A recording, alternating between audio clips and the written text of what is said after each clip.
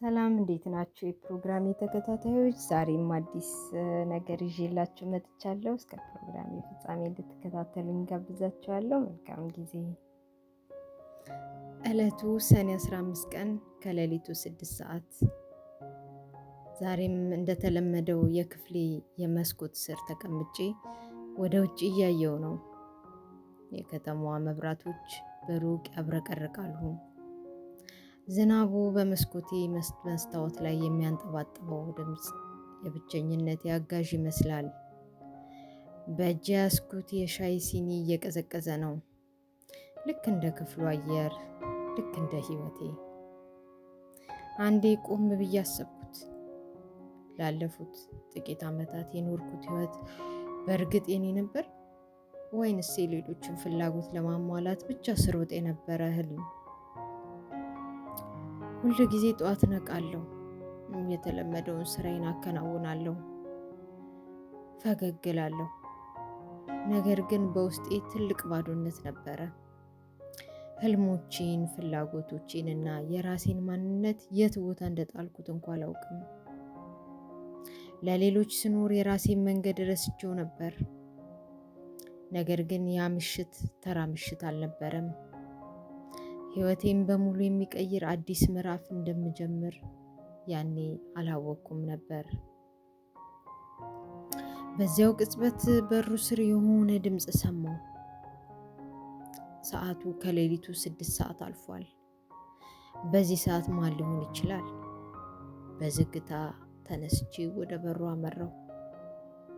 የልቤ ምት በጆሮዬ ውስጥ ያስተጋባ ነበር። መብራቱን ሳላበራ በበሩ ቀዳዳ ወደ ውጭ አየሁ። ማንም የለም። ኮሪደሩ ጭልጥ ያለ ጨለማ ነበር። ነገር ግን መሬት ላይ አንድ ቢጫ ቀለም ያለው አሮጌ ፖስታ ተቀምጧል። እየተንቀጠቀጥኩ ደብዳቤውን አነሳሁት። የላኪ ስም የለውም። ከላይ የተጻፈው የኔ ስም ብቻ ነበር። ፖስታውን ከፍቼ አወጣሁት። በውስጡ አንድ የተጫረ ወረቀትና አሮጌ ነሐስ ቁልፍ ነበረው። በወረቀቱ ላይ የተጻፈው አጭር ጽሑፍ እንዲህ ይላል: ካለፈው ህይወትሽ መሸሽ አትችይም። የፈለግሽውን ያህል ብትደበቂውም እውነቱ ሁልጊዜ ይከተልሻል። እውነተኛ ማንነትሽን ማወቅ ከፈለግሽ ነገ ጠዋት በሚመጣው የመጀመሪያው ባቡር ወደ ሰሜኑ ተራሮች ተጓዢ። ቁልፉ የጠፋውን መልስ ይከፍታል። ወረቀቱን እያነበብኩ እጆቼ ይንቀጠቀጡ ነበር። ይህ ቀልድ ነው ወይንስ ከረጅም ጊዜ በፊት የተረሳው ሚስጥር በር እየተከፈተ ይሆን አልኩ። ያን ምሽት ምንም እንቅልፍ አልወሰደኝም። አልጋዬ ላይ ተንጋልዬ ቁልፉን በእጅ እያፈራረኩ አሰብኩ። ፈርቼ ነበር። አዎ በጣም ወደማላውቀውና ወደ አዲስ መንገድ መራመድ ከለመድነው ምቾትና ከለመድነው ህይወት መውጣት ቀላል አልነበረም። ደግሞም አይሆንም። ነገር ግን ፍርሃት ህልሜንና እውነቴን እንዲሰርቅብኝ ከእንግዲህ መፍቀድ እንደሌለብኝ ለራሴ ቃል ገባው። የተለመደውና ደህንነት ያለው ህይወቴ ወይንስ ወደማላውቀው ነገር ግን እውነተኛ ወደሆነው ማንነቴ የሚወስደውን መንገድ ልከተል? ሌሊቱ ነግቶ የንጋቷ ፀሐይ ክፍሌን ስታበራው ውሳኔን ወስኛለሁ። ቦርሳዬን ከፈትኩ። አሮጌውን ማስታወሻ ደብዳቤንና የነሐሱን ቁልፍ ኪሴ ውስጥ ከተትኩ። የክፍሌን በር ቆልፌ ስወጣ ለራሴ እንዲህ አልኩ: ደህና ደሪ አሮጌዋ እኔ። ነገ አዲስ ማንነቴ ይወለዳል። እርምጃዬ ትንሽ ነበረች፣ ነገር ግን አቅጣጫዋ ወደፊት ነበር። ወደ ባቡር ጣቢያው ስራመድ የጠዋቱ ቀዝቃዛ አየር ፊቴን ይመታው ነበር።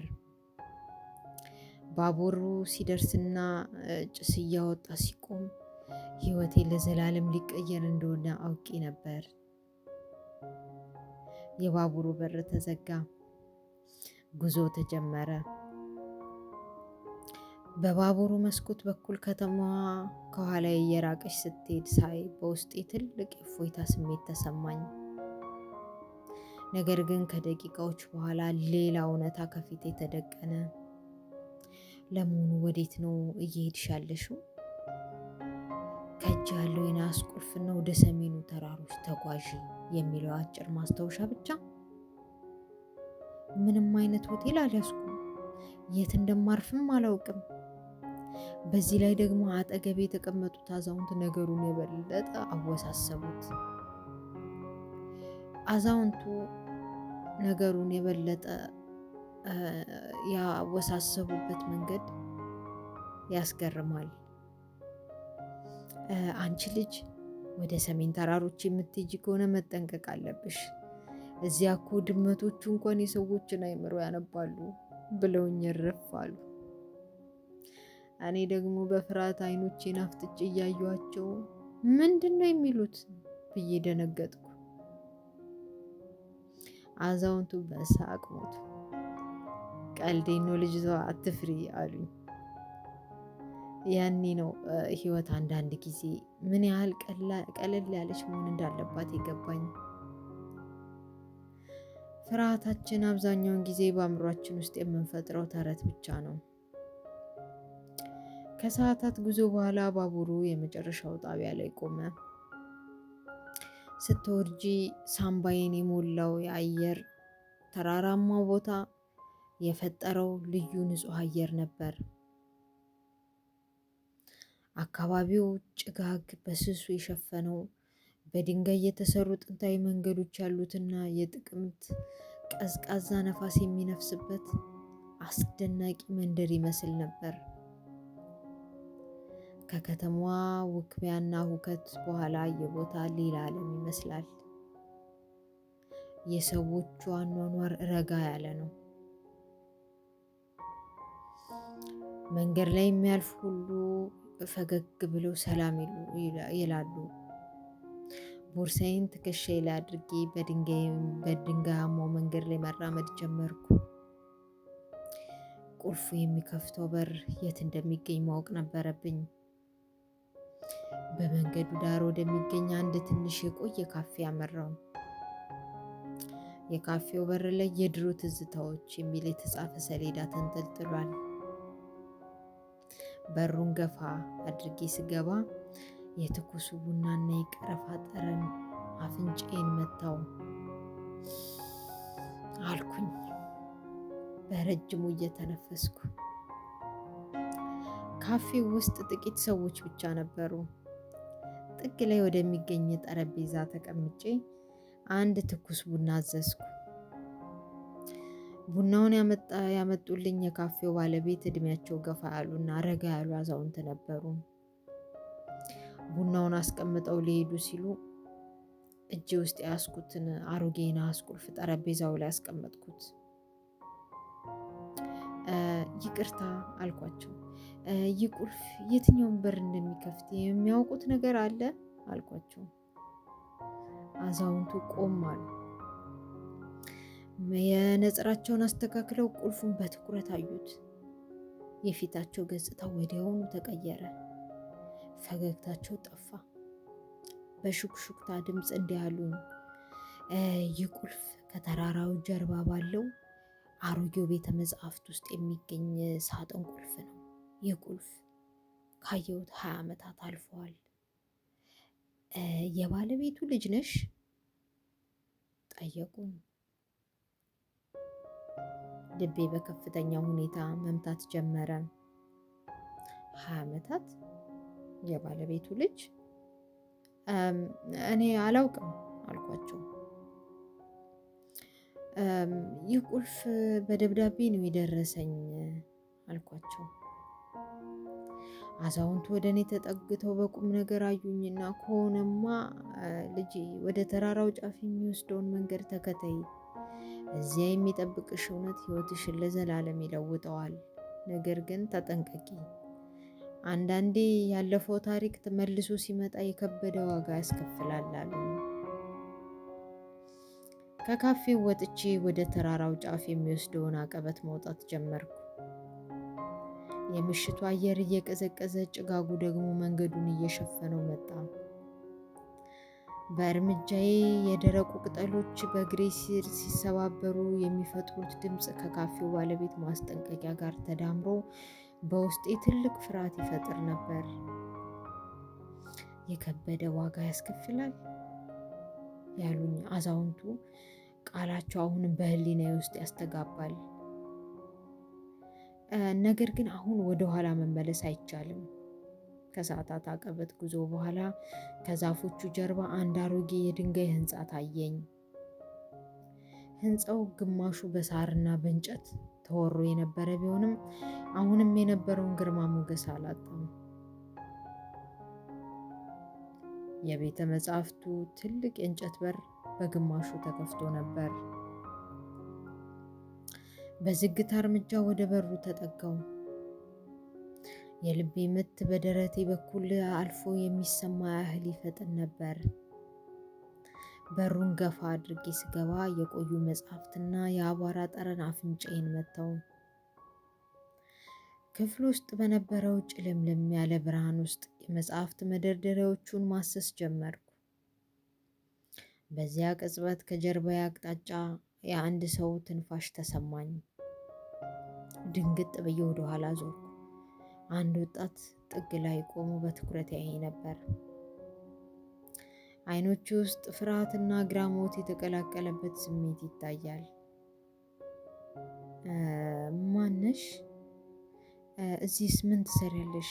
አለኝ ድምፁ እየተንቀጠቀጠ።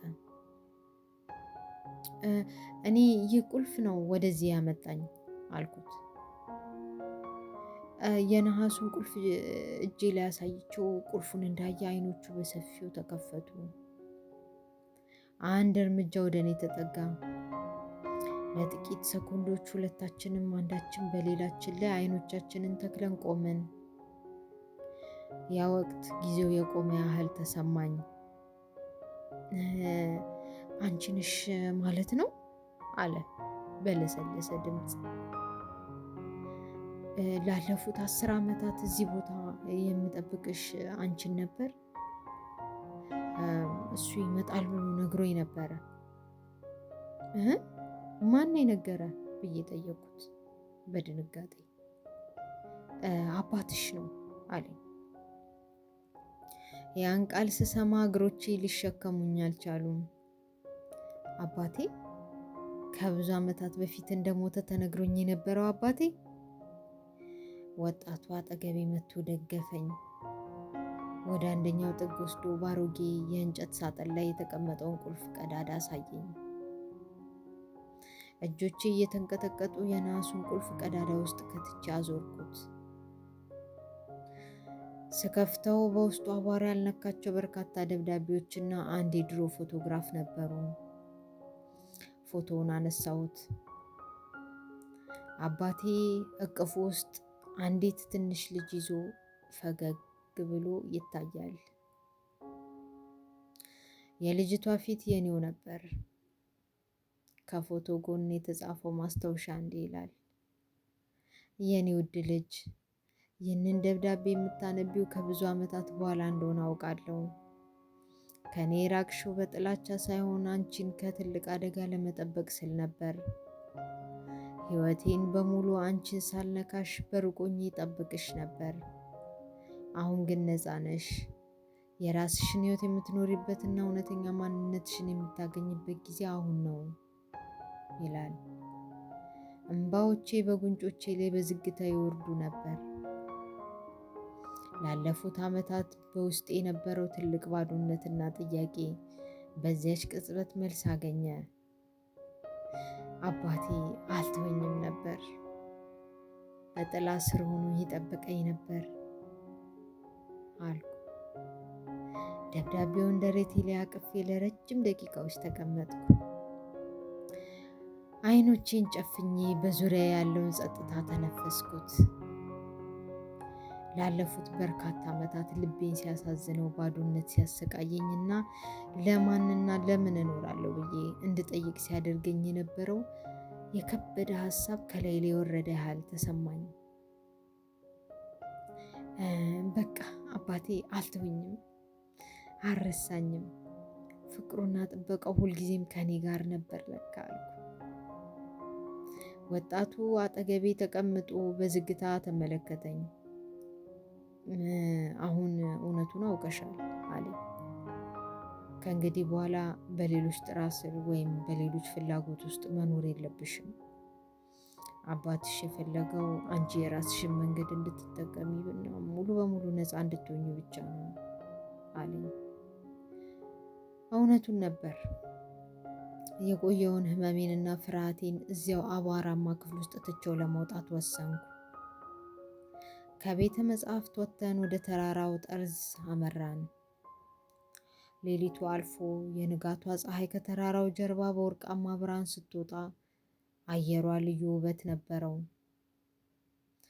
የሸለቆ ጭጋግ በዝግታ እየተገፈፈ ሲሄድ አዲስ ቀን ብቻ ሳይሆን አዲስ ህይወት እንደተወለደ እንደሆነ ተሰማኝ። እጄ ላይ የነበረውን አሮጌ ማስታወሻ ደብዳቤ አወጣሁት። ላለፉት ዓመታት የጻፍኳቸው የሐዘን፣ የብቸኝነትና የፍርሃት ገጾች ሁሉ አሁን አብረውኝ የሉም። ያቺ ተስፋ የቆረጠች ለሌሎች ብቻ ስትል የራሷን ህልም የጣለችው አሮጌዋ እኔ እዚያው ተራራ ላይ ቀረች። አዲሷ እኔ ግን የራሷን ህልም ለመኖር፣ የራሷን ታሪክ ለመጻፍና በሙሉ በራስ መተማመን ወደፊት ለመራመድ ዝግጁ ነበረች። ፍርሃት ህልሜን እንዳይሰርቅብኝ የተሳልኩትን ቃል ኪዳን አደስኩት። እርምጃ አሁን ትንሽ ልትሆን ትችላለች፣ ነገር ግን አቅጣጫዋ ሙሉ በሙሉ ወደ ብርሃኑ ነበረ። አሁን ይኸው አዲስ ማስታወሻ ደብዳቤ ከፊቴ ተዘርግቷል። የመጀመሪያውን ገጽ ከፈትኩት። ባዶ ነው። ያ ባዶ ገጽ የፍርሃት ምልክት ሳይሆን የነፃነት ምልክት ነው። የፈለግኩትን ቀለም፣ የፈለግኩትን ህልምና የፈለግኩትን መንገድ የምስልበት የራሴ ገጽ። ይህንን ታሪክ የምትሰሙ ሁሉ ምናልባት እናንተም ዛሬ የሌሎችን ህልም ለመኖር እየሮጣችሁ ይሆናል። ምናልባት ፍርሃት ከፊታችሁ ተደቅኖ አዲስ እርምጃ እንዳትራመዱ አስሯችሁ ይሆናል። ነገር ግን እመኑ፣ ከለመዳችሁት ምቾትና ፍርሃት ጀርባ እውነተኛና ውብ ማንነታችሁ ይጠብቃችኋል። ቁልፉ ያለው በእጃችሁ ላይ ነው። ዛሬ የአሮጌውን ምዕራፍ በር ቆልፋችሁ አዲሱን ገጽ የምትከፍቱበት ቀን ይሁን። እኔ ግን ታሪኬ አሁን ጀመረ። የእናንተስ? መልካም ጊዜ።